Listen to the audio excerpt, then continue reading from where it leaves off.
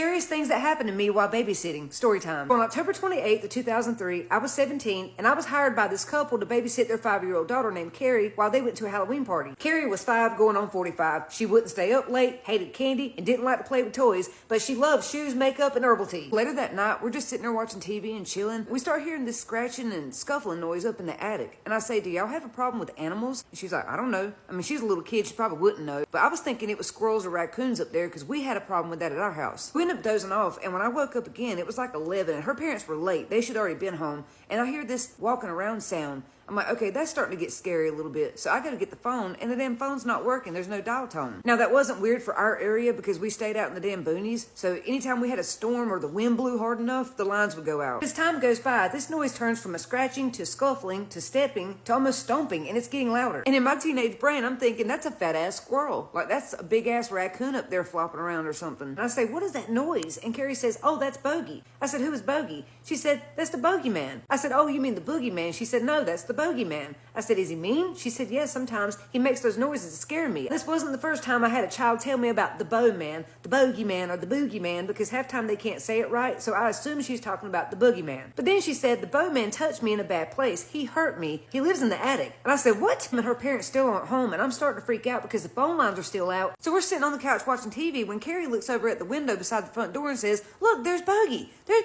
Bogey. And I look, and there's a man standing there at the window looking back at me. He's got black hair, thick black eyebrows, and a big, thick black beard. And I'm like, holy crap, it's a real man. So I make eye contact with him, and I think, he looks just like her father. I said, girl, is that your daddy? She said, no, that's Bogey. There's something about this man that freaked me out. Like, I think it was his eyes. He looked evil. So I stand up, and right when I get up, he starts knocking on the door. I said, who is it? He said, Bo. I said, what do you want? He said, I'm here to babysit so you can go home. Open the door. I said, hell no. He said, no, it's okay. I'm her Uncle Bo. Her parents are still at the party. They're not going to be home for a while, so they called me to come babysit. You can go home now. But I thought to myself, how did he call if the phone lines are down? He said, just open the door. Carrie, tell her I'm your uncle. And Carrie said, that is my uncle. I said, no, that's okay. I'll stay overnight and babysit her. You can go on back home. But he kept asking, like demanding me to open the door. I said, look, I'm not letting you in this house. They didn't say nothing to me about anyone coming over to take over. But his attitude quickly began to change, and I was getting scared because he started yelling through the door, you're just a little teenager. I'm your elder. That's my niece. You better open this damn door. Her parents told me to come watch her, and I'm not leaving until you let me in. But Carrie takes off running towards the door like she's going to open it, and I yell, no, you're not opening that door. So I scoop her up in my arms, and she goes to kicking and wailing, screaming, I want to see Uncle Bogey. He heard her, and he starts yelling, see, I'm her Uncle Bogey. Open the door. She wants to see me. I said, no, I told you I'm not opening that door. I'm about to call the damn police. I get the cordless phone and dial 911 and pretend like I'm talking to dispatch, and I yell out, there's a man outside trying to break in, and he's got a big black beard. Hurry, hurry. And with her child brain, she starts yelling, but Aunt Lily, the phones are out. How are you talking to the police right now? I said, girl, be quiet. We don't want him to know that. So I took her upstairs to her mama's bathroom and shut and locked the door, and she's still crying with me to let her uncle in. So I tell her, look, there's your mama's makeup. Want to see the lipstick? And she forgets all about him. This man starts running around the house screaming, open the door, bitch, let me in. So we stay hiding in the bathroom until her parents came home. They said, oh my God, I'm so sorry we're late. The party ran over, but we'll pay you extra. So we go in the kitchen and start counting out my money, and I start telling them about this crazy Uncle Bo who tried to break in the house. He said, that's my brother Bo. He's a smags offender. He knows damn well he's not supposed to be on my property or anywhere near my child. We've got an active court case against him and a protective order. I said, dude, y'all need to tell people stuff like that. What if another babysitter had actually let him in? He would have hurt her. Carrie's mom said, wait, if he came here to babysit, then that means someone told him we weren't home tonight. I said, yeah, he knew y'all was at a Halloween party and everything. She looked at her husband and said,